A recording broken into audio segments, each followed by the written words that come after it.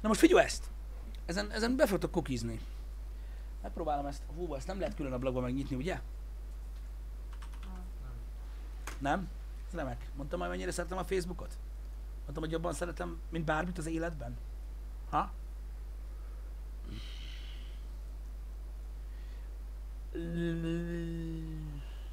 Várjál, megoldom.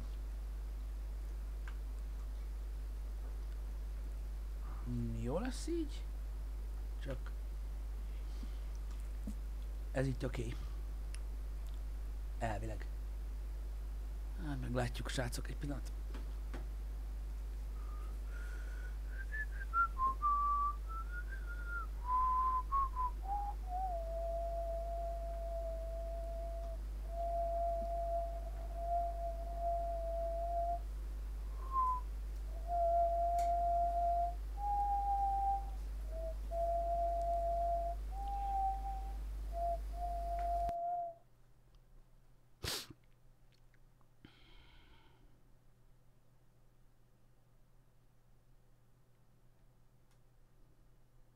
Ez mi a fasz?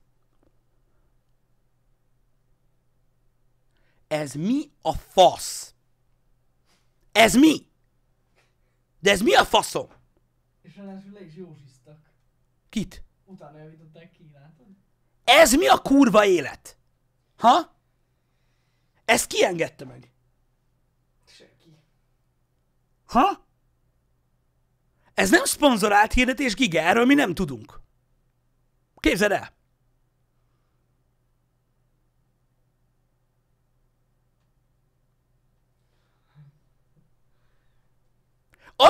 Azért, mert az a hátsó polc kikás. Dehogy is. Ikás. Ezek buzik. Na jó. Igen, kika otthon. De bármi... Ha meg lehet venni a cikkeket, amiket ott van benne a reklám, baszki. Persze. És ennyi kép van rólunk? Aha. Ilyen sok kép van a cikkben rólunk? Igen. És meg lehet venni a forgószéket. DX Racer forgószék. Várj.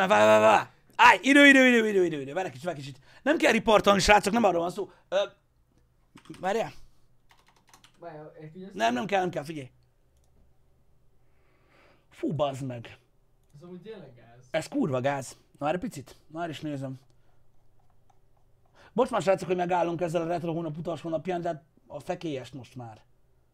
Itt van, ez az oldal, bazd meg. Ez. És akkor nézz ide, ilyen képeket raknak be rólunk, úgyhogy a fél cucc IKEA-s mindenhol a lakásban, ez egy Kika áruház. Nézd, berakják ezt a képet, vágod, és berakja a gyökér, hogy itt lehet megvenni a széket. Ami egy DX Racer szék, bazd meg, ez meg egy kibaszott Maxonomic. Ez hülye?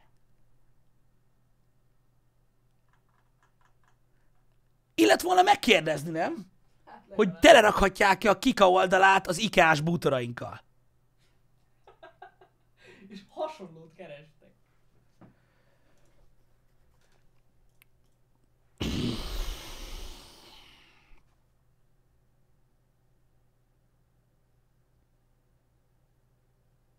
Ez igen, bazd meg. Ez igen. Le se tagadhatnám, hogy ebbe az országba élek, baszki.